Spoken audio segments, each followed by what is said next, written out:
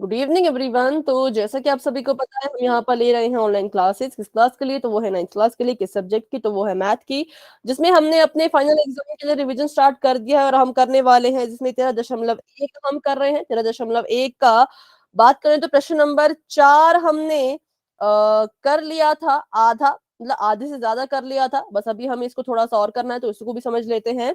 सबसे पहली चीज, हमें जो प्रश्न है वो ध्यान से सुनिए। दिया क्या था प्रश्न में? हमें ये दिया था कि एक डिब्बे से भरा हुआ पेंट है, जिसमें जो पेंट है वो इतने मीटर स्क्वायर के क्षेत्रफल को कलर कर सकता है। ठीक है, पेंट जो है वो कितने मीटर स्क्वायर क्षेत्रफल को कलर कर पाएगा? तो इतने को कर पाएगा। फिर ये कह रहे हैं कि अगर हमने कुछ ईंटों को कलर करना है, और ईंटें हमारे पास जो है वो, उनकी जो विमाएं हैं, उनके जो आयाम है वो इतने इतने और इतने हैं, तो बताओ कि कुल कितनी ईंटों को हम पेंट कर पाएंगे। तो इसके लिए हमने ये डिसाइड किया था कि अगर कभी भी ऐसा सवाल आता है, उसमें हम पहले करते क्या है, सबसे पहले तो हमें एक ईंट का पृष्ठीय क्षेत्रफल निकालना पड़ेगा। तो एक ईंट का जो पृष्ठीय क्षेत्रफल हमने निकाला था, और जो वो निकल के आया था, वो था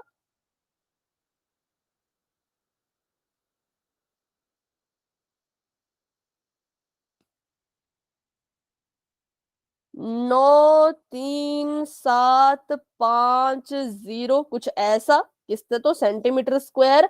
और बात करें तो अभी अधूरा है इसमें दशमलव भी लगना है, तो दशमलव लगेगा 2 अंकों से पहले, मतलब कि शायद यहाँ पर, है ना। तो ये हमारे पास आ रहा था एक एक ईंट का पृष्ठ क्षेत्रफल। दोबारा इसको नहीं निकालेंगे, क्योंकि पिछली क्लास में इसको हम निकाल चुके थे। अब बात करते हैं आगे। तो ये क्षेत्रफल सेंटीमीटर स्क्वायर में है, ये क्षेत्रफल मीटर स्क्वायर में। तो हम सबसे पहले क्या करेंगे, सबसे पहले इस सेंटीमीटर स्क्वायर को मीटर स्क्वायर में बदलेंगे। हमने पढ़ रखा है, अगर एक गुड मीटर इवनिंग में, ma'am. Good evening good evening, अगर एक मीटर में 100 सेंटीमीटर होते हैं, तो एक मीटर स्क्वायर में कितने सेंटीमीटर स्क्वायर होंगे? तो 10,000 सेंटीमीटर स्क्वायर होंगे। और अगर बात करें एक सेंटीमीटर स्क्वायर की, कि एक सेंटीमीटर स्क्वायर में कितने मीटर स्क्वायर होंगे, तो वो हो जाएगा 1/10,000 मीटर स्क्वायर। ये भी हम पिछली क्लास में अच्छे से कर चुके हैं, तो दोबारा इसको भी हम नहीं करेंगे डिटेल में। ठीक है, तो ये हमने यहाँ पे किया, तो ये सेंटीमीटर स्क्वायर था।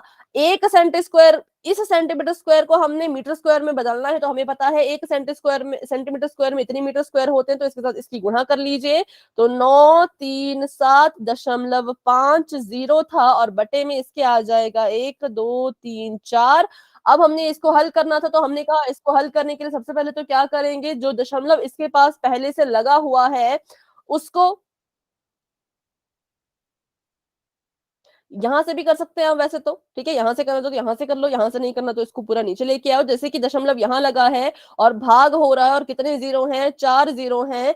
तो ये दशमलव जो है वो इस दिशा में 4 अंकों की, मतलब 4 अंकों से पहले लगाया जाएगा। यूं कहें तो इस तरफ को ये खिसक जाएगा। ठीक है, अगर यही चीज, अगर यही 10,000 आपके इसके साथ गुणा कर रहा होता, तो ये दशमलव जो है वो राइट की तरफ को खिसक जाता, राइट की तरफ को 4 कदम चला जाता। लेकिन क्योंकि ये भाग हो रहा है, भाग में जो है वो लेफ्ट को आपका ये जाएगा, तो ये दशमलव लेफ्ट की तरफ को 4 कदम चलेगा। लेकिन जब हमने देखा, तो ये सिर्फ 1 2 3 ही कदम चल पा रहा था, क्योंकि इसके पास संख्याएं ही 3 थी। तो जब भी कभी ऐसा होता है कि संख्या की कमी पड़ जाती है, तो हम क्या करते हैं, अपनी मर्जी से एक जीरो लगा लेते हैं। तो वहीं पे हमने किया, यहाँ पे अपनी मर्जी का जीरो लगा दिया। संख्या से पहले जीरो लगाया जा सकता है, संख्या के बाद अपनी मर्जी से कभी भी जीरो नहीं लगाना है। ठीक है, संख्या से पहले हमने जीरो लगा लिया। तो अब देखिए, इस दशमलव ने यहाँ पे 4 कदम चलने हैं लेफ्ट को। क्यों? क्योंकि 4 ही जीरो नीचे है। जब ये 4 कदम चलेगा, तो ये बन जाएगा 0.09375। इसको लगाओ ना लगाओ आपकी मर्जी है। दशमलव के बाद की जो अंत की जीरो है, इसको लगाना चाहो तो लगा लीजिए, नहीं लगाना तो मत भी लगाइए। ठीक है, लेकिन ये आपको बात समझनी जरूरी थी कि अगर ऊपर भी दशमलव की संख्या और नीचे दोबारा से कुछ ऐसी संख्या आ जाए, 10 100 1000 10,000 वाली, तो दशमलव का जो अंक है, जो दशमलव का बिंदु है, भाग के केस में लेफ्ट की तरफ को चलता है, और गुणा के केस में राइट की तरफ को चलता है। ठीक है, तो बस यही था, इसमें ज्यादा कुछ नहीं था। तो ये हमारे पास आ गया एक ईंट का क्षेत्रफल, और कितने उसमें तो ये मीटर स्क्वायर में आ गया। ये हमारा सेंटीमीटर स्क्वायर में था, हमने इसको मीटर स्क्वायर में बदल दिया। क्यों मीटर स्क्वायर में बदला? क्योंकि जो पेंट जो कर सकता है वो मीटर स्क्वायर में हमें उसका क्षेत्रफल दिया गया है। तो हम क्या करेंगे, जितना आपको बताया है कि पेंट इतने मीटर स्क्वायर को क्या कर सकता है, पेंट कर सकता है, और हमारी एक ईंट का क्षेत्रफल अगर इतना है, तो अब इसको हम इससे भाग करके ये पता लगा सकते हैं कि कुल कितनी ईंटें हैं जो पेंट हो सकती हैं। क्या करना है, बहुत ही आसान है। जो आपको बताया कि इतना एरिया ये पेंट कर पाएगा, और किसको पेंट करना है, तो ईंट को पेंट करना है, तो इस पूरे को भाग कर दीजिए एक ईंट के क्षेत्रफल से, आपको आपका आंसर मिल जाएगा। ठीक है, तो करते हैं इसको सॉल्व। सॉल्व करने के लिए यहाँ पे आप क्या कर सकते हैं, सभी के दशमलव हटा सकते हैं। ऊपर वाले का दशमलव हटेगा तो उसकी संख्या को नीचे लिखना है, नीचे वाले का दशमलव हटेगा तो उसकी संख्या को आपने ऊपर लिखना है। तो मैं इसको लिख लेती हूँ, 9375, और इसका दशमलव हटाना है मैंने, तो इसका दशमलव जब हटेगा तो आ जाएगा 1000। और अब इस संख्या को लिख लो जो नीचे लिखी है, ये भी है आपकी 93750, और इसका जो दशमलव हटेगा तो ऊपर चला जाएगा 1 2 3 4 5। अब इनको काटते हैं तो 3 0 से 3 0 कट गई, 1 0 से ये 1 0 कट गई,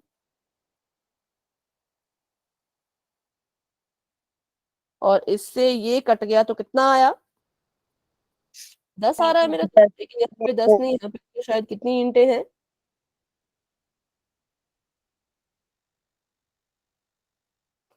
100 ईंटें हैं। तो कुछ गड़बड़ हुई है कहीं पर। 9.375 था, ठीक है, 0.09375 था, ठीक है।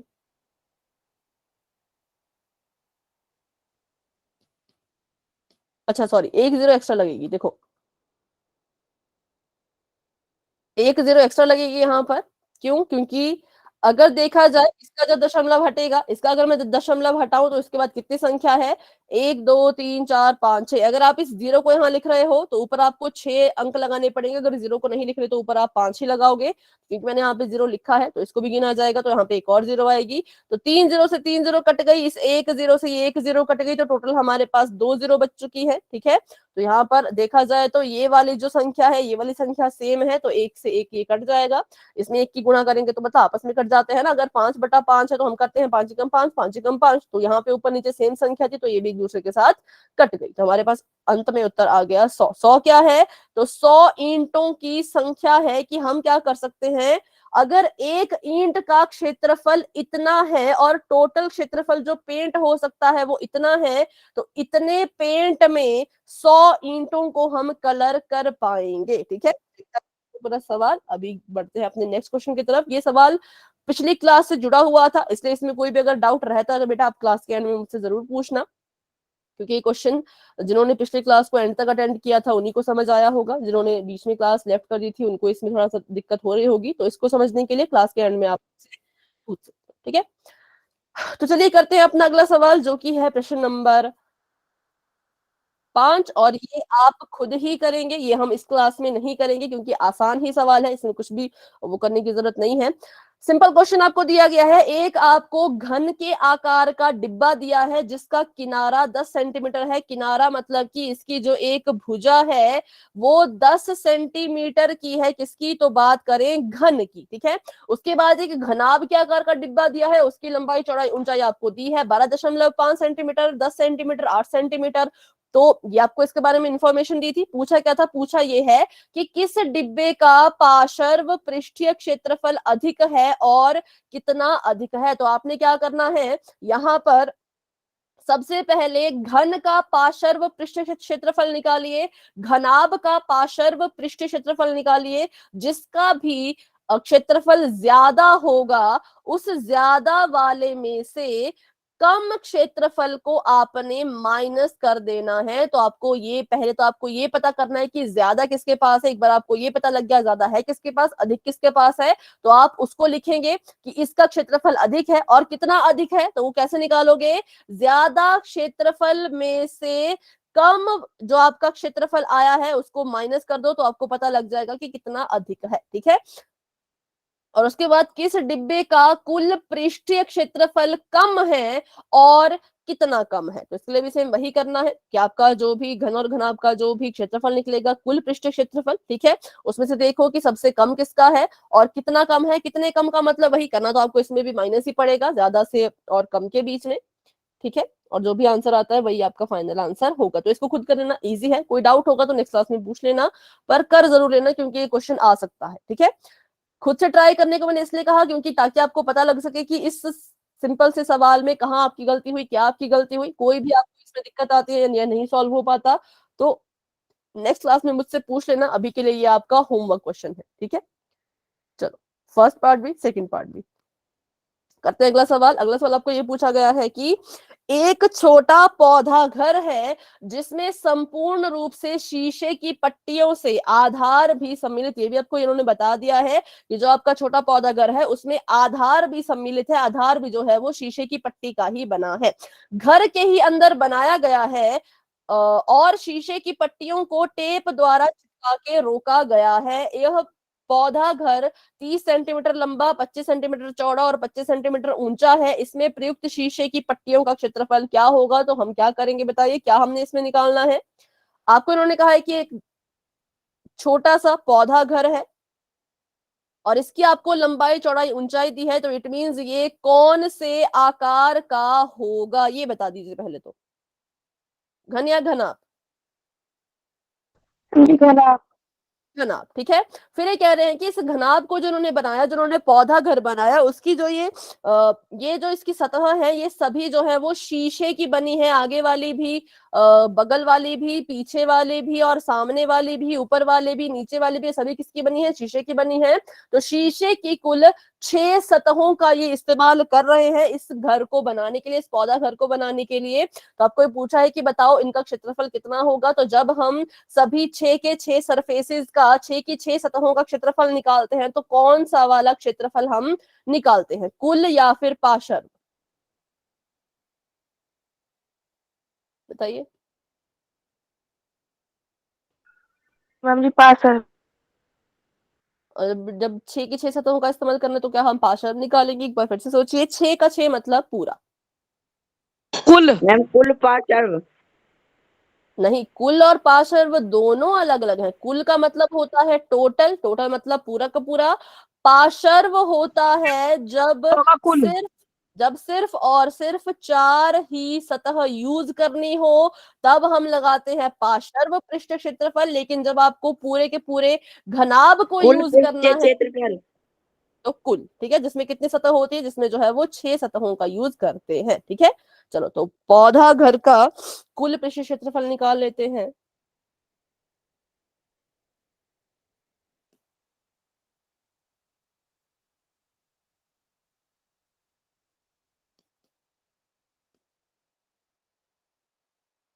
तो क्या होता है किसी भी घनाभ का कुल पृष्ठीय क्षेत्रफल का फॉर्मूला? बताओ। आपको एग्जाम में क्वेश्चन आ जाए, आपको तो यहाँ पे फॉर्मूला लिखना पड़ेगा। तो बताइए क्या फॉर्मूला होता है। अभी तक तो बच्चों आपको फॉर्मूला याद हो जाने चाहिए, पिछली क्लास में हमने टू सीखे गुणा भी। टू गुणा एल बी गुणा बी एच गुणा एच एल।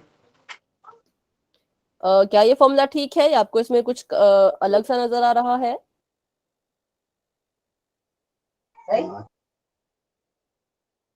फटाफट से जल्दी जल्दी बताइए।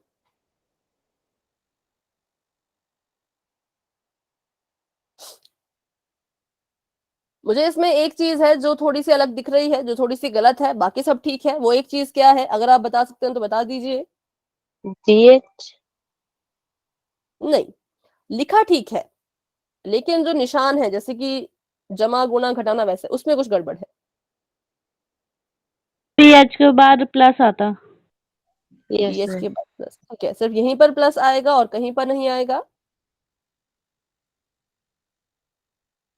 ब्रैकेट ठीक के है, अंदर प्लस आएगा। एल बी के बाद भी प्लस ही आएगा। 2 गुणा ब्रैकेट में लंबाई गुणा चौड़ाई जमा चौड़ाई गुणा ऊंचाई जमा ऊंचाई गुणा लंबाई, ये होता है, ठीक है। L B plus B H plus H L, ठीक है। तो इसका ध्यान रखिएगा। तो अभी करते हैं इसको सॉल्व। आपको जो है वो इसका लंबाई चौड़ाई और ऊंचाई दी है। लंबाई है 30 सेंटीमीटर, यहाँ पे लिख लेती हूँ फटाफट से, L इज इक्वल टू 30, चौड़ाई 25 है और ऊंचाई भी जो है वो 25 ही है। तो निकालते हैं इसको, अभी हल करते हैं इसका। कुल पृष्ठ क्षेत्रफल जो कि आपने क्वेश्चन नंबर 5 में भी करना है, घनाभ का जो ये दिया है इसका भी आपने कुल पृष्ठ क्षेत्रफल निकालना है ऐसे, ठीक है, 2 गुना L B B S plus H L करके। तो करते हैं सॉल्व। 2 का 2 ऐसे कैसा रहेगा, क्रॉस का क्रॉस ऐसा, ब्रैकेट के अंदर एल 30 है और ये 25 है, जमा का निशान, ब्रेड जो है वो 25 है, हाइट भी 25 है, और यहाँ पर बात करें तो हाइट है इसकी 25 और लंबाई है इसकी 30। तो ये हमने यहाँ पे इसको गुणा करके लिख दिया। देखिए कोई गलती अगर आपको नजर आ रही हो तो, वैसे तो मुझे ठीक ही लग रहा है। हाँ, लंबाई गुना चौड़ाई, चौड़ाई गुना ऊंचाई, ऊंचाई गुना फिर से लंबाई, तो ये हमारे पास आ चुका है। अब करते हैं इसको सॉल्व। 2 का 2 ऐसे का ऐसा ही रहेगा और इसको गुणा कीजिए, 25 दिए 75, जीरो लग जाएगा। 25 को 25 से गुणा करें तो 625, और फिर से यहाँ पे 25 को 3 से गुणा करें तो 75 और ये 750, ठीक है। यहाँ पे मैंने कुछ नहीं किया, मैंने 25 को 3 से गुणा किया तो 75 आता है। जीरो को मैंने शामिल नहीं किया था अपनी गुणा में, तो जीरो को ऐसे का ऐसा आपको लगाना पड़ता है। जब आप जीरो वाली संख्या को गुणा करते हो और गुणा करते वक्त जीरो को भूल जाते हो तो उत्तर में उसको नहीं भूलना है, उत्तर में उसको लगाना है। जैसे मैंने किया 25 दिए 75, जीरो को साथ गुणा नहीं किया और बाद में कितने जीरो मैं भूली थी, 1 जीरो भूली थी, तो वो 1 जीरो मैंने यहाँ पर ऐसे लगा दी, ठीक है। तो ये होते हैं कुछ ट्रिक्स जिससे हमारा सवाल थोड़ा सा इजी बन जाता है। 2 का 2 ऐसे कैसा रहेगा, इनको जमा कर लीजिए तो 0 5 0 तो 5 ही आएगा। इकाई के अंक को इकाई से, दहाई के अंक को दहाई से कीजिए तो 5 5 10, 2 12, हासिल 1 और 7 7 14, 15 16 17 18 19 20 21। तो ये मेरा आंसर आ गया इनको जमा करने पर। अब गुणा करना है तो गुणा कर लेते हैं। 5 दूनी 10, एक हासिल यहाँ चली जाएगी, 2 दूनी 4 तो 1 5, 2 एकम 2 और 2 दूनी 4, तो 4250 सेंटीमीटर स्क्वायर जो है वो मेरा आंसर आ चुका है। ये क्या है, तो इस पौधा घर के, पौधे जो हमने पौधा घर बनाया उसका एक कुल पृष्ठ क्षेत्रफल है। यही आपको निकालने के लिए कहा था सवाल में कि इसमें प्रयुक्त शीशे की पट्टियों का क्षेत्रफल क्या होगा। तो शीशे की पट्टियां 6 थी, 6 शीशे की पट्टियों का क्षेत्रफल निकालना है, मतलब कि कुल पृष्ठ क्षेत्रफल निकालना है। तो हमने वो निकाल दिया और वो आ गया 4250, ठीक है। तो बस इसमें किसी को कोई डाउट है तो पूछ लीजिए।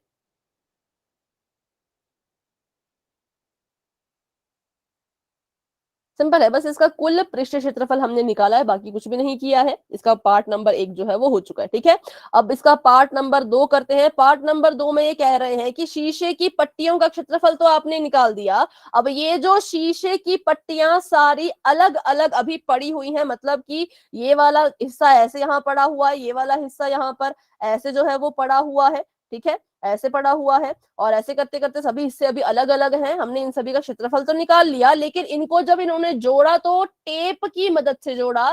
टेप कहाँ कहाँ पे लगाई, तो टेप लगाई है बस इनके किनारों पर, जैसे कि टेप लगेगी आपकी यहाँ, सॉरी ऐसे टेप लगी, ऐसे टेप लगी, ऐसे टेप लगी, ऐसे टेप लगी, टेप लगा के इनको जोड़ा है। तो टेप सिर्फ किनारों पे ही लग रही है। तो मुझे बताइए, अगर मैं घनाभ के बारे में पूछूं तो इस घनाभ के पास कुल कितने किनारे हैं। किनारे मतलब भुजाएं, ठीक है, कितनी भुजाएं हैं जिनसे मिलकर के आपका ये घनाभ बन रहा है। तो हमने देखा कि 4, इसके पास एक तो 6 सतह है, पर वो कॉमन होती है तो ऐसा नहीं कर सकते। एक तो ठीक है, गिनते हैं, चाहे तो गिन लीजिए, 1 2 3 4, 4 तो इसके पास है लंबाइयां, है ना, हम कहते हैं जो लंबी लंबी लाइन होती है इसको हम लंबाई कहते हैं। 4 इसके पास लंबाई है और 4 चौड़ाई ही इसके पास क्या है, चौड़ाई है, ठीक है। 4 लंबाई, 4 चौड़ाई और 4 ही इसके पास क्या होंगी, चौड़ाई चौड़ाई हो गया बेटा, लंबाई भी हो गया, ऊंचाई, ठीक है। 1 2 3 4, तो 4 यहां पर हो गई इसके पास ऊंचाई। तो अब हमने हर एक पट्टी के ऊपर जो है वो टेप लगाते जानी है, 4 लंबाई 4 चौड़ाई 4 ऊंचाई। तो बताइए कैसे हम निकालें इसका क्षेत्रफल, या जो भी ये कह रहे हैं यहाँ पर, जो भी आपसे पूछा गया है।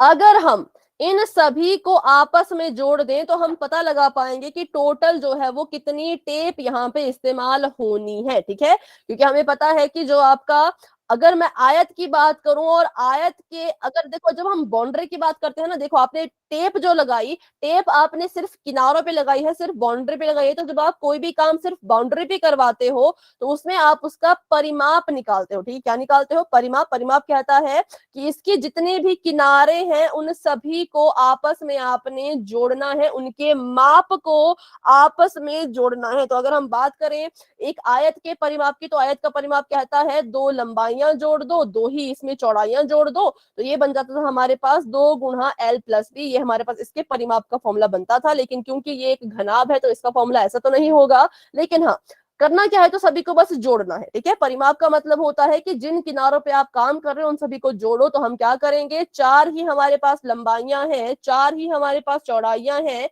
4 ही हमारे पास ऊंचाइयां हैं। तो इनको हम जोड़ करके जो भी उत्तर हमारे पास आएगा वही हमारा उत्तर होगा कि इतनी टेप जो है वो लगेगी, ठीक है। आपको, अगर आपको ये चीज समझ आई तो वाई टाइप करें, डाउट है तो आप पूछ सकते हैं। कि जब काम किनारों पे होता है, उन किनारों का अगर हमने कुछ निकालना है कि कितना काम हो रहा है, तो उसके लिए हम क्या करते हैं, उन सभी को बस जोड़ देते हैं, ठीक है। मतलब उनको नहीं, ऐसे नहीं करेंगे कि 4 4 4 बार आ गया, ऐसे नहीं। पूरा सॉल्व करो कि 4 लंबाई 4 चौड़ाई 4 हाइट, तो इनको सॉल्व करके जो भी आंसर आएगा। अच्छा देखो, अगर ये फॉर्मूला में देखूं कैसा बन रहा है, तो ये फॉर्मूला बन रहा है 4LBH। फॉर्मूला देखो कुछ ऐसा बन रहा है ना, लेकिन फॉर्मूले में कंफ्यूज नहीं होंगे। फॉर्मूले में कंफ्यूज होगे तो बहुत लंबा हो जाएगा। सिंपल से याद रखना, जितनी लंबाइयां हैं पहले तो उन सभी का निकालो क्षेत्रफल, जितनी चौड़ाइयां हैं उन सभी का क्षेत्रफल निकालो, जितनी ऊंचाइयां हैं उन सभी का क्षेत्रफल निकाल लो, उन सभी को आपस में जोड़ दो तो टेप का क्षेत्रफल भी निकल जाएगा। चलो, तो 4 गुणा 30, 4 गुणा 25, 4 गुणा 25। तो करते हैं इसको सॉल्व। ये होता है 4 3 12, लेकिन इसमें तो 30 से गुणा करना था, एक जीरो को मैं भूल गई तो वो यहाँ पे लगा दो। तो 4 3 सॉरी 30 चौके 120 आ जाएगा। 25 चौक होता है 100, यहाँ पर भी 25 चौके होता है 100। तो कितना आ जाएगा, 100 100 200, 200 में 120 जोड़े तो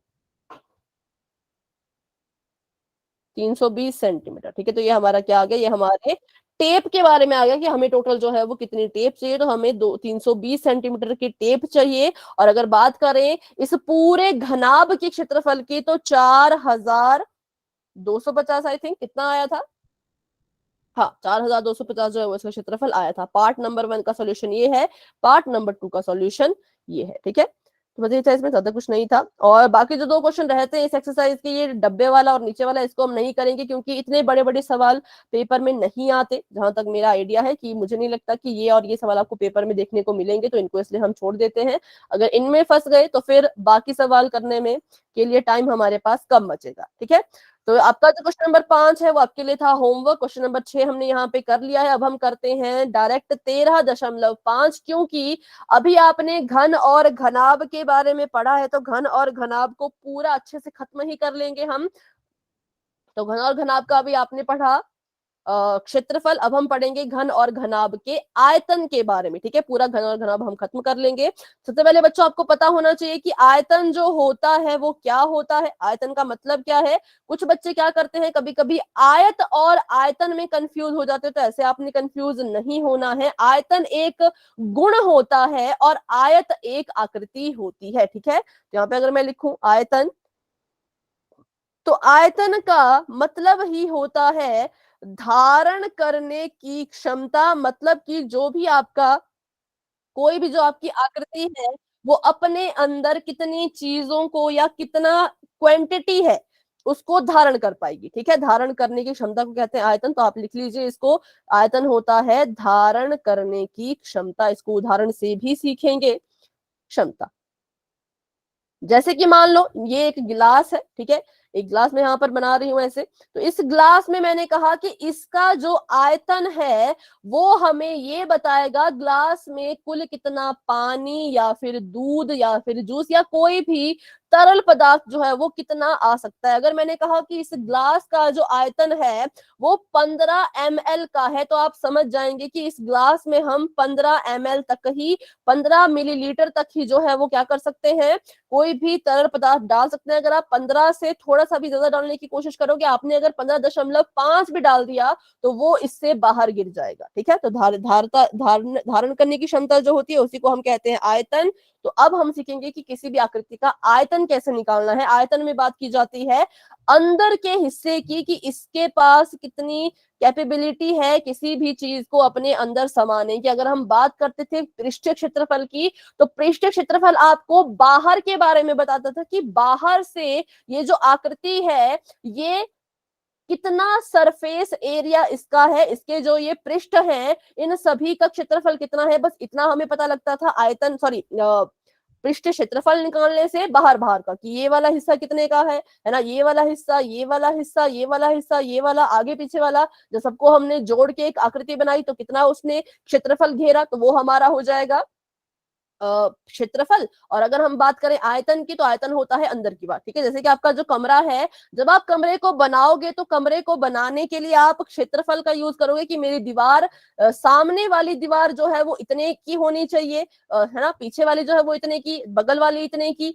उससे बगल वाली इतने की, छत इतने का, नीचे वाला इतने का, वो आपका क्षेत्रफल डिसाइड करेगा, उनकी जो भी पोजीशन होगी। लेकिन उसके अंदर की जगह कितनी होनी चाहिए वो आपका आयतन डिसाइड करता है। कि अगर मैंने कमरा तो बना लिया पर उस कमरे में कम से कम इतना बड़ा हो कि 5 लोग रह सके, या फिर उस कमरे में अगर हम खड़ने की बात करें कि अगर हमने लोगों को खड़ाना है, मान लीजिए प्रेयर के लिए कोई आपने हॉल बनाया, उसका अगर आपने निर्माण करना हो तो क्षेत्रफल भी जरूरी है। और उस प्रेयर के ग्राउंड में आप चाहते हैं कि कम से 500 बच्चे तो आराम से आ सके, तो वो उसका एक तरह का आयतन हो जाएगा। ठीक है, कि वो कमरा जो है वो 500 बच्चों को अपने अंदर बिठा पा रहा है, धारण कर पा रहा है, तो मतलब उसका आयतन जो है वो 500 बच्चों के बराबर का या ऐसा कुछ है। ठीक है, तो ये बस एक डिफरेंस था समझाने के लिए कि क्षेत्रफल क्या है और आयतन क्या है। ठीक है, तो अगर आपको इसमें कोई डाउट है तो पूछ लीजिए। आयतन मतलब कि उसके अंदर हम कितनी चीज रख सकते हैं, और क्षेत्रफल होता है कि वो कैसे कैसे बना है, कैसे कैसे हमने उसका निर्माण किया है। ठीक है, तो बस यही था इसमें। आयत में मत कंफ्यूज हो जाना। आयतन क्या है, एक प्रॉपर्टी है, एक गुण है, लेकिन आयत क्या होता है, आयत होती है एक आकृति जो कि कुछ ऐसी दिखती है। ठीक है, तो आज हम सीखेंगे कि कैसे हमने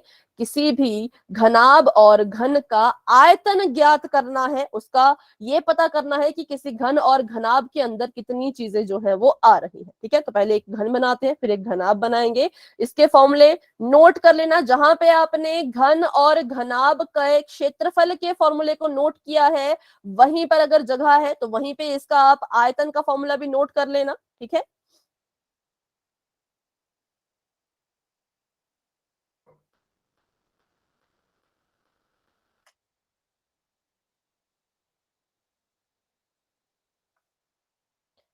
तो आप भी साथ साथ में इसको ड्रॉ कर सकते हैं।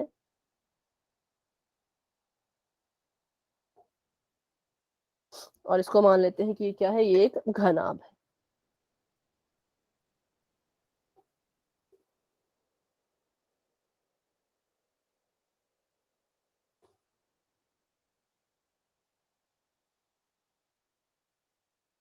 चलो, किसी भी आकृति का अगर आपको क्या निकालना है, आपको अगर उसका आयतन निकालना है, तो आयतन निकालने के लिए आपके जो भी उस आकृति के पास आयाम होते हैं उन सभी को आपस में गुणा करना होता है, आपका आयतन जो है वो निकल जाता है। ठीक है, घनाभ से शुरू करेंगे। मुझे पता है कि मेरा जो घनाभ है उसके पास 3 आयाम है, 3 उसके पास डायमेंशंस हैं। पहली डायमेंशन जो मुझे दिखी वो है ये, जिसे हम नाम देते हैं लंबाई का। दूसरी आप बताइए।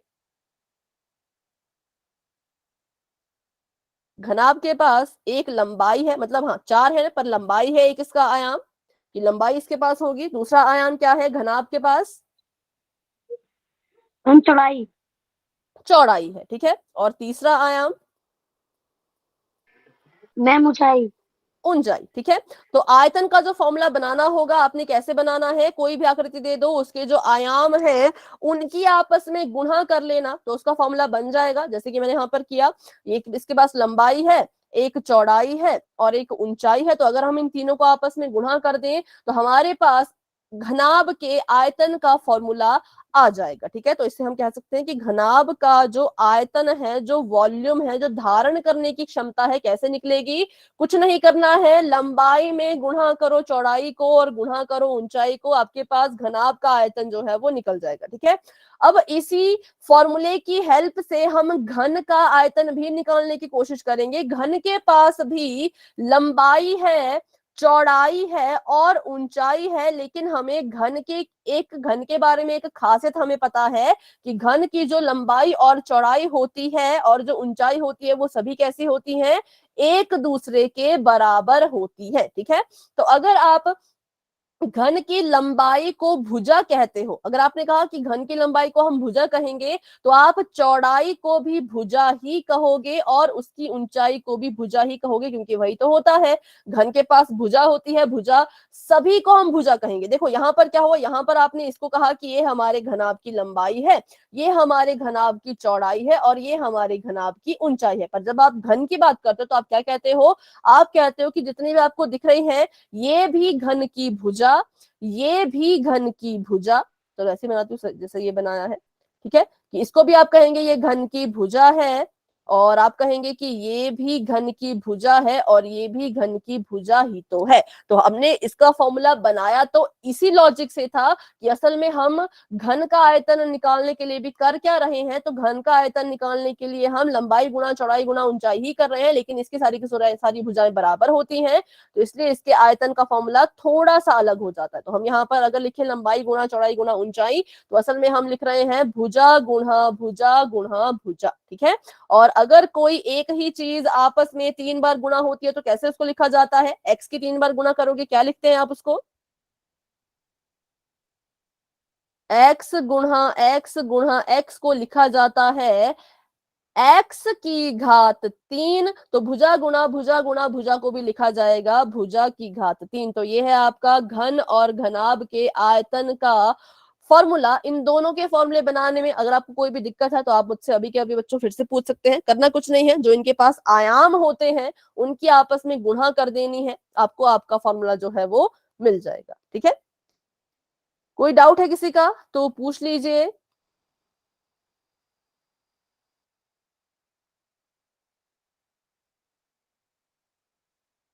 किसी का कोई डाउट नहीं है? ठीक है, तो इसको मिटाते हैं। अगर आप नोट कर रहे हैं तो नोट कर लो। तीनों को ही हम कहेंगे कि ये तीनों ही क्या है? ये तीनों ही इसकी भुजा है। ठीक है, इसलिए इसका फॉर्मूला जो बन गया वो बन गया भुजा गुणा भुजा गुणा भुजा। ठीक है, तो अब इसको मैं मिटाती हूँ और करते हैं अपने सवाल, जो कि इन्हीं दो फॉर्मूलों पर आधारित होंगे।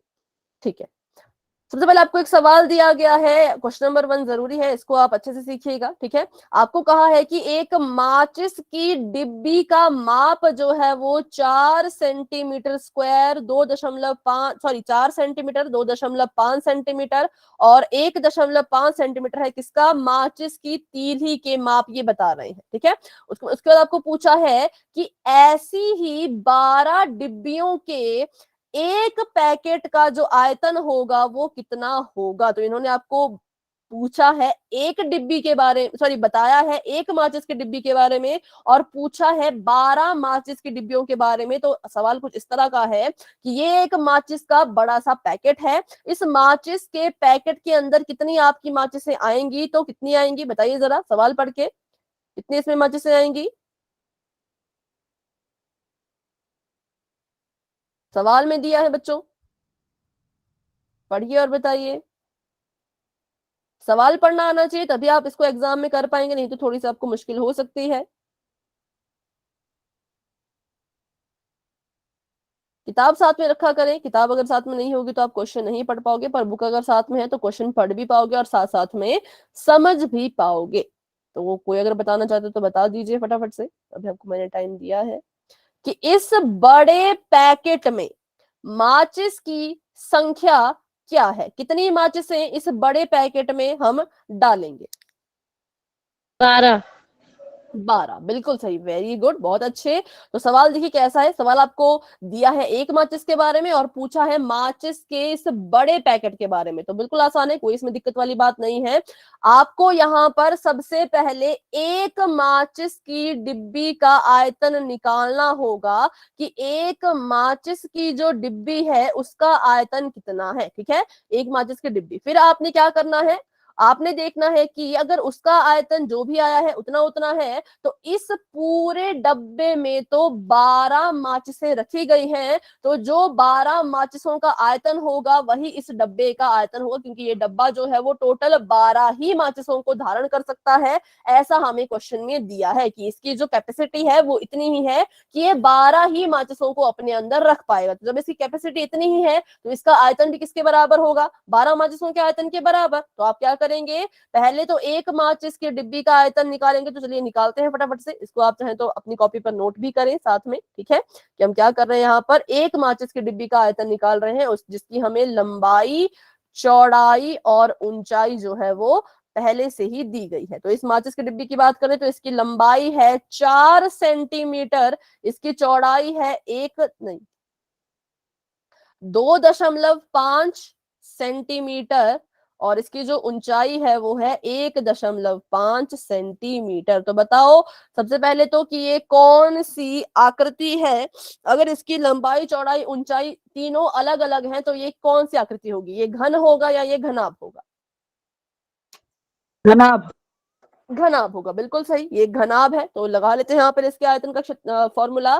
तो घनाभ के आयतन का फॉर्मूला होता है कि लंबाई की गुणा चौड़ाई में, चौड़ाई की गुणा ऊंचाई में कर लो तो आयतन आ जाएगा। तो निकालते हैं इसका आयतन, 4 गुणा 2.5 गुणा 1.5 गुणा कर लीजिए, 25 चौके 100 होता है और 100 की गुणा 15 में करेंगे तो 1500 आएगा। ठीक है, देखो मैंने क्या करते हैं, हम हमेशा दशमलव वाली संख्याओं के दशमलव को पहले तो भूल जाते हैं, पहले तो उनको भूल जाओ, संख्या संख्या देख के गुणा कर लो। तो मैंने कहा कि अगर मैं दशमलव भूल जाऊं तो ये मेरे लिए 25 है, इसका दशमलव भूल जाऊं तो ये मेरे लिए 15 है।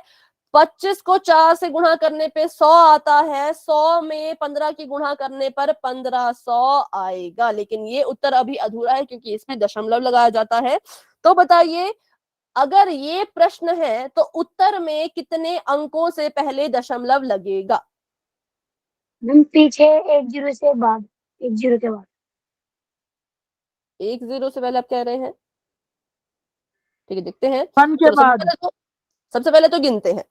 इस संख्या में एक अंक से पहले दशमलव लगाया गया है और इस संख्या में भी एक अंक से पहले दशमलव लगाया गया है। टोटल कितने अंक हुए? हम 2। 2। इसके पास तो 0 है क्योंकि इसमें तो दशमलव ही नहीं है। तो इट मींस उत्तर में हम 2 2 अंकों से पहले दशमलव लगेगा, यहाँ पर दशमलव लगेगा। और ये है क्या, ये आयतन है। अच्छा, कौन बताएगा कि आयतन का मात्रक क्या होता है?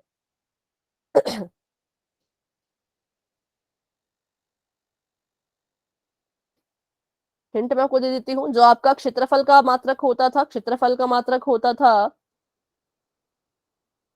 Metre centimetre. ठीक है, मीटर स्क्वायर सेंटीमीटर स्क्वायर होता है क्षेत्रफल। तो आयतन के लिए क्या मात्रक हम इस्तेमाल करेंगे? Centimetre square. Centimetre square. वो तो बच्चों क्षेत्रफल के लिए है। Metre square. नहीं, वो भी देखो, दोनों इसके लिए, क्षेत्रफल के लिए। चलो एक और हिंट देती हूँ, 4 भी सेंटीमीटर है, ये भी सेंटीमीटर है, ये भी सेंटीमीटर है, सेंटीमीटर की गुणा आपस में हुई 3 बार। अब बताओ। मैम एक क्यूब। ए नहीं, सेंटीमीटर में बात करें। ए तो चलो ठीक है, आपने कहा ए ठीक है, लेकिन सेंटीमीटर की, अगर सेंटीमीटर को सेंटीमीटर से गुणा करो फिर से सेंटीमीटर से गुणा करो तो क्या आएगा? एक तो यहाँ पे सेंटीमीटर ही आएगा और घात कितनी आएगी? क्यूब।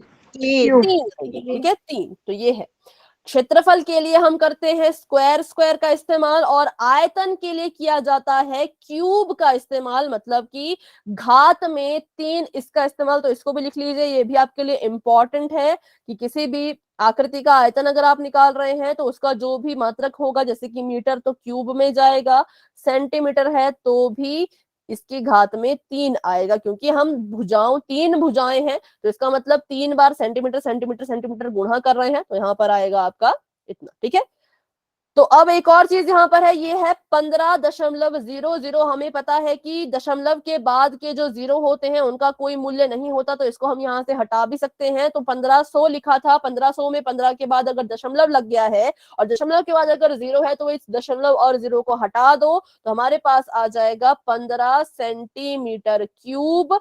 क्या है ये? तो ये हमारे पास एक माचिस का आयतन है। ठीक है, और इसको जरूर लिखिए, ये बहुत ही इंपॉर्टेंट है, क्योंकि कभी कभी आपको सवाल में जो है वो पता नहीं होता कि क्या किया है, क्या दिया गया है, तो आप उसके मात्रक को देख के पहचान सकते हो कि आयतन है या क्षेत्रफल है। ठीक है, तो चलिए हमारे पास हो चुका है ये सवाल खत्म। खत्म नहीं, सॉरी, इसका एक पार्ट खत्म। अभी हमने जो है वो एक माचिस की डिब्बी का आयतन निकाल लिया है, लेकिन हमें तो कहा है कि इस पूरे पैकेट का आयतन निकाल के दिखाओ। पैकेट में है 12 माचिसें, तो इट मींस अगर हम 12 माचिसों का आयतन निकाल लें तो पैकेट का आयतन वही होगा। तो चलिए निकालते हैं। 12 माचिसों का आयतन, अगर एक का आयतन 15 है तो 12 का कितना होगा? क्या करेंगे? एक का दिया है, ज्यादा का निकालना है, क्या करेंगे? मैम गुणा। गुणा करेंगे। जितना पूछा है उसको, है ना, जितने मतलब जितनी संख्या पूछी है उसको गुणा करना है। किससे? 15 से गुणा कर देंगे 15 से, 12। मतलब एक का जितना है, एक का 15 है ना, तो 15 से गुणा करो किसको? जितना पूछा है। तो 12 गुणा 15 करेंगे तो आपका 180 जो है वो यहाँ पर आ जाएगा।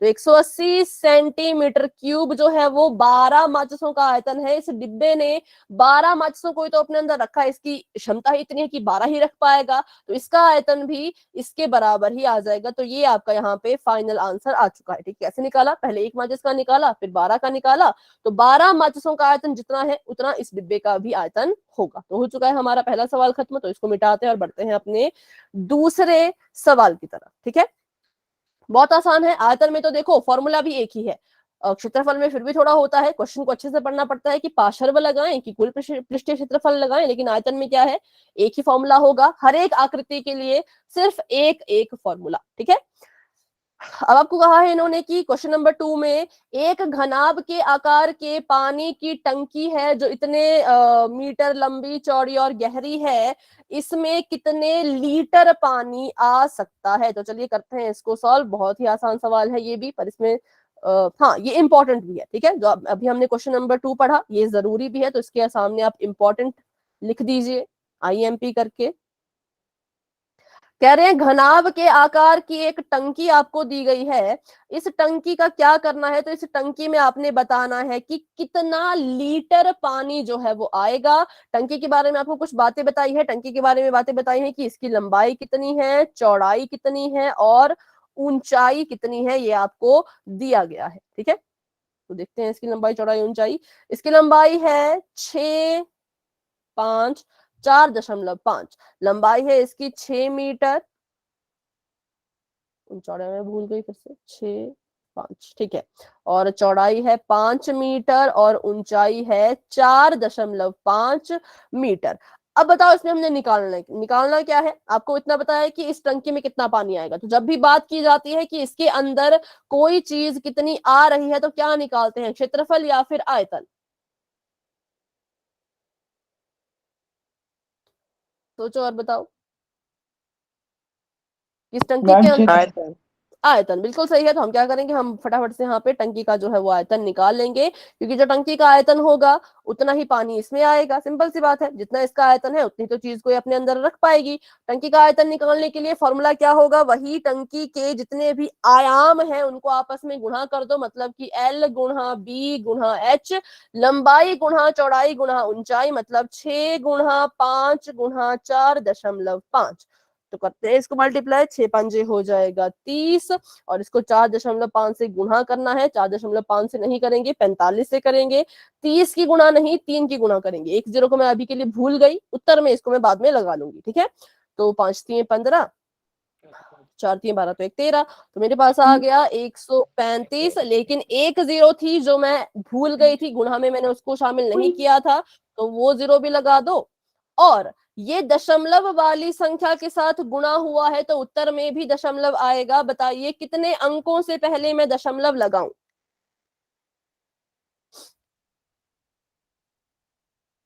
मैम एक अंक से पहले। एक अंक से पहले, क्योंकि देखो यहाँ इस संख्या में एक ही अंक से पहले दशमलव लगा है, तो उत्तर में भी एक ही अंक से पहले दशमलव लगाया जाएगा, और दशमलव के बाद अगर 0 आता है तो उसको लिखने की जरूरत नहीं है। तो हमारा उत्तर आ गया कि टंकी का जो आयतन है वो 135 है, लेकिन इसका वो बताओ मात्रक। Ma'am litre. नहीं, ये भी मीटर था, ये भी मीटर था, मैम ये भी मीटर का मीटर था। 3। मीटर क्यूब, ठीक है, मीटर की घात 3। लेकिन सवाल में पूछा है कि कितने लीटर पानी को अपने अंदर रखेगी, तो फिर से हम फंस गए कि हमने तो जो आयतन निकाला वो तो मीटर 1000 क्यूब में आया, ठीक है, लेकिन हमसे तो पूछा मैम। है कि कितने। कोई कुछ कह रहे हैं क्या? मैम 1000 लीटर इंटू कर देंगे। किसके किससे बेटा? मैम थाउजेंड क्वेश्चन से में 1000 दे रखा है, मैम इससे इंटू कर देंगे। ठीक है, बिल्कुल सही, आपने बिल्कुल ठीक कहा, लेकिन हाँ पहले समझ लेते हैं कि करना क्या है। तो पहले आपको एक रिलेशन पता होना चाहिए मीटर क्यूब और लीटर में, जो कि आपको सवाल में वैसे दिया है, लेकिन कभी कभी हर सवाल में दिया नहीं हो सकता, तो आपको याद रखना पड़ेगा। तो ये भी इंपॉर्टेंट है, जैसे हमने आयतन के इसको इंपॉर्टेंट करके आपको नोट करवाया, इसको भी इंपॉर्टेंट करके नोट करें कि 1 मीटर क्यूब जो होता है वो कितने के बराबर होता है। तो 1 मीटर क्यूब 1000 लीटर के बराबर होता है। फिर अब ऐसा मत करना कि 1 मीटर 1000, नहीं, 1 मीटर क्यूब। जब तक घात में 3 नहीं आता तब तक आप 1000 लीटर नहीं लिख सकते। जैसे ही घात में 3 है तभी आपने 1000 करना है, ठीक है। तो आपका 1 मीटर क्यूब जो है वो 1000 लीटर के बराबर है। तो बताइए 1 लीटर कितने मीटर क्यूब के बराबर होगा? अगर 1 मीटर क्यूब 1000 लीटर के बराबर है तो 1 लीटर कितने के बराबर होगा? पिछली क्लास में किया था हमने ऐसे यूनिट को चेंज एक दूसरे में। 1/1000। बिल्कुल सही, 1/1000, तो बिल्कुल करेक्ट है। 1/1000 मीटर क्यूब होगा किसमें? तो जब भी आपके पास लीटर आता है उसमें, ठीक है। तो ये आपके पास इंपॉर्टेंट चीज आ गई, आपने दोनों रिलेशन लिख लिए कि मीटर क्यूब से अगर लीटर में बदलना होगा तो 1000 से गुणा करेंगे, लीटर से अगर वापस मीटर क्यूब में बदलना होगा तो 1/1000 से गुणा करेंगे। तो यहाँ पर करते हैं इसको सॉल्व। 1 मीटर क्यूब में अगर 1000 लीटर है तो 135 मीटर क्यूब में कितने लीटर होंगे? तो इसकी गुणा कर दीजिए 1000 से और आपको आपका आंसर मिल जाएगा, जो कि आ जाएगा 1,35,000। तो इतना लीटर पानी है जो ये टंकी क्या कर सकती है, अपने अंदर धारण कर सकती है। इसका जो आयतन है वो कितना है? तो इसका आयतन जो है वो इतना है, 1,35,000 लीटर का, ठीक है। तो बस ये था, इसमें लीटर में करें तो इतना और मीटर क्यूब में करें तो इतना। ये था आपका क्वेश्चन नंबर 2, जिसमें यहां तक तो सब बढ़िया चल रहा था, पर इसके आगे के जो स्टेप्स हैं इसके लिए आपको एक रिलेशन पता होना चाहिए, जो कि ये है। ये आपके काम कभी भी आ सकता है, कहीं भी आ सकता है, सिर्फ इस प्रश्नावली में नहीं, आगे भी काम आएगा जहां पे भी लीटर की बात की जाएगी, ठीक है, वहां पर। तो चलिए क्वेश्चन नंबर 2 भी हो चुका है, इसको भी करते हैं, अभी के लिए मिटाते हैं और करते हैं अगला सवाल। अगला सवाल जो है उसमें से पहले तो मैं आपको बता दूं, कुछ सवाल तो आप खुद से करेंगे, वो हम यहाँ पे नहीं करेंगे। जैसे कि प्रश्न नंबर 3 और 4 आपने खुद करना है, करना क्या है वो मैं आपको फटाफट से समझा देती हूँ, ठीक है। तो प्रश्न नंबर 3 में आपको पूछा गया है कि एक घनाभ के आकार का बर्तन है जो 10 मीटर लंबा है और 8 मीटर चौड़ा है, मतलब लेंथ इसकी 10 है, ब्रेड्थ इसकी है 8, और ये कह रहे हैं कि इसको हम कितना ऊंचा बनाए, मतलब हाइट आपसे पूछे कि इसकी हाइट कितनी होगी अगर इसमें इतना द्रव आ सके, ठीक है। द्रव आ सके मतलब कि आपको उसका आयतन भी दे रखा है कि अगर इस ग्लास का, इस बर्तन का आयतन अगर है 380 घन मीटर, मतलब मीटर क्यूब, ठीक है, मीटर क्यूब अगर इसका आयतन है, तो आपने क्या करना है, आपने बताना है कि हाइट कितनी होगी। तो अगर आपका आयतन मीटर क्यूब में दे रखा है और आपकी जो ये है लेंथ और ब्रेड्थ भी मीटर में दे रखी है, तो आप इसको डायरेक्ट हल करोगे। डायरेक्ट हल कैसे करते हैं? आयतन का फॉर्मूला लिख लो, यहां पे लिख लेते हैं हम आयतन का फॉर्मूला। आयतन बराबर है L गुणा B गुणा H। तो आयतन का हमें पता है कितना दे रखा है, वो हमें दे रखा है 380, और लेंथ हमें पता है 10 है, ब्रेड्थ हमें पता है 8 है, हाइट हमने निकालनी है। तो क्या करेंगे, इन दोनों को जो भी गुणा करके आएगा 80, उसको इस पार भेजेंगे तो 380 के बटे में वो चला जाएगा। जैसे कि देखो 380 के ऐसे का ऐसा, यहाँ पर आ जाएगा 80 गुणा एच, एच को अकेला छोड़ो क्योंकि एच को ही तो निकालना है। यहाँ आ जाएगा 380 बटे में 80, और अब अपना आंसर कर सकते हो। वैसे मैंने कर ही दिया पूरा आंसर, आपने बस इसको भाग करना और आपका आंसर आ जाएगा। आयतन दिया है, लेंथ और ब्रेड्थ दी है, हाइट निकालनी है, तो ऐसे वो निकाली जाती है। फॉर्मूला अभी भी वही है, फॉर्मूला अभी भी चेंज नहीं हुआ, फॉर्मूला आयतन का ही लगाओ तो आपकी हाइट भी जो है वो निकल जाएगी। ठीक है, तो इसका स्क्रीनशॉट ले लो या इसको नोट डाउन कर लो फटाफट से, क्योंकि ये आपका क्वेश्चन नंबर 3 है जो आपने खुद से करना है। तो अभी इसका स्क्रीनशॉट ले लीजिए, नोट करेंगे तो काफी लंबा हो जाएगा। अगर आपने इसका स्क्रीनशॉट ले लिया है तो आप वाई टाइप कर सकते हैं। करना क्या है, तो बस इसको भाग करना है और आपका आंसर आ जाएगा। ठीक है, तो चलिए इसको अभी के लिए मिटाते हैं और बढ़ते हैं अपने अगले सवाल की तरफ, क्वेश्चन नंबर 4 की तरफ। तो क्वेश्चन नंबर 4 भी बिल्कुल लगभग कुछ ऐसा ही है कि आपको जो है वो एक गहरा घनाभ के आकार का गड्ढा खुदवाना है। उस गड्ढे को खुदवाइए। तो उसके बाद अगर 1 मीटर क्यूब को खोदने के लिए 30 रुपए देने पड़ रहे हैं। अभी आपने गड्ढा नहीं खोदा, अभी आपने गड्ढे का सिर्फ 1 मीटर क्यूब हिस्सा ही खोदा, उसके लिए अगर 30 रुपए लग रहे हैं, तो पूरा गड्ढा जब खोदोगे उसका जो भी आयतन निकलेगा, उस पूरे गड्ढे को खोदने के लिए टोटल कितना पैसा लगेगा या कितना खर्चा आएगा। तो आप सभी को पता है क्या किया जाता है इसमें। इसमें आप इस गहरे जो जो आपका घनाभ के आकार का डब्बा है उसका पहले आप आयतन निकालेंगे। फटाफट से इसका आयतन हम यही निकाल लेते हैं क्योंकि छोटी इसमें है, ज्यादा इसमें बड़े बड़े नंबर तो है नहीं। करना क्या है, इस गड्ढे का आयतन निकालना है, क्योंकि गड्ढा जब खोदेंगे तो उसका आयतन ही तो निकलेगा, है ना। गड्ढे को खोदेंगे खोदेंगे तो नीचे की तरफ को जाएगा, तो उसका पूरा आ जाएगा आयतन की कितनी चीजें इसके अंदर अभी आ सकती हैं। आयतन निकालेंगे तो आयतन होता है L into B into H. आपके पास जो गड्ढा है वो है 8 मीटर लंबा, 6 मीटर चौड़ा, मैं 3 निकल मीटर गया। गहरा। तो 8 के फिर हाँ ऐसे कर लीजिए इसको, 6×3 = 18, या कुछ भी कर लो, गुणा कर लो, 8×8 = 64, 144, 144 मीटर क्यूब का आपका गड्ढा जो है वो खुदवाया जा रहा है। 1 मीटर क्यूब के लिए अगर 30 रुपए देने पड़ रहे हैं, तो हम 30 से 144 गुना कर मीटर देंगे। गुणा कर देंगे। तो क्या करेंगे हम, 144 से 30 की गुणा कर लेंगे, और आपके पास जो है वो आपका इस सवाल का आंसर भी आ जाएगा। ठीक है, तो उसको गुणा करके देख लेना, जो भी आंसर आता है वो आपका मूल्य होगा किसका, पूरा गड्ढा खुदवाने का। तो पूरा गड्ढा जब खुदवाया तो टोटल कितने पैसे हमने उसको दिए, आयतन निकालना है, फिर उसका मूल्य निकालना, और आपका सवाल पूरा पूरा खत्म हो जाएगा। क्वेश्चन नंबर 5 को आप टिक करिए, इंपॉर्टेंट, क्योंकि ये बहुत जरूरी है, इसके चांसेस हैं कि ये आ सकता है। क्वेश्चन नंबर 5 और क्वेश्चन नंबर 3 लगभग लगभग सेम है, लेकिन फिर भी इनमें कुछ अंतर है। तो देखते क्या अंतर है। प्रश्न नंबर 3 में जो आपको आयतन दिया गया था वो मीटर क्यूब में दिया था, लेकिन प्रश्न नंबर 5 में जो आपको आयतन दिया है वो लीटर में दिया है। ठीक है, आपको कहा कि एक घनाभकार टंकी है जिसकी धारिता, धारिता मतलब कि धारण करने की क्षमता, हमें पता है धारण करने की क्षमता तो होता है आयतन। तो इट मींस उस टंकी का जो आपको आयतन दिया है वो आपको दिया है कितना, 50,000 लीटर। और आपको कहा है कि अगर इसकी धारिता इतनी है और इसकी लंबाई जो है वो 2.5 है, और इसकी गहराई, गहराई का मतलब ऊंचाई होता है, ठीक है, गहराई हो ऊंचाई हो एक ही बात है, और इसकी गहराई या फिर ऊंचाई जो है वो 10 मीटर है, तो बताओ इसकी चौड़ाई कितनी होगी। तो करना इसमें वही है जो हमने क्वेश्चन नंबर 3 में किया, फॉर्मूला वही लगेगा आयतन वाला, लेकिन आयतन का फॉर्मूला तभी अच्छे से इस्तेमाल कर पाएंगे जब इनके जो मात्रक हैं वो सेम रहें। ठीक है, मात्रक अगर सेम रहेंगे तभी आप इनको सॉल्व कर सकते हो। तो बताओ फटाफट से, 50,000 लीटर को मीटर क्यूब में कैसे बदले। अभी आपने लिखा भी है, किसके साथ मैं इसकी गुणा करूं कि ये मीटर क्यूब में बदल जाए।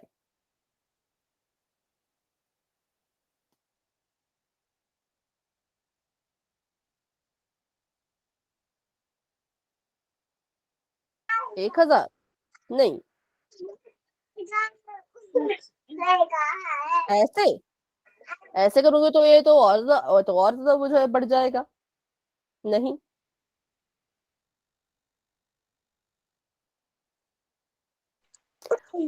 एक मीटर क्यूब में 10,000 लीटर होते हैं, तो एक लीटर में कितने मीटर क्यूब होंगे? अभी तो मैंने आपको लिखवाया बच्चों, इंपॉर्टेंट नोट करके लिखा कीजिए उसको, जरूरी है वो। देखो यहाँ पे काम आ गया।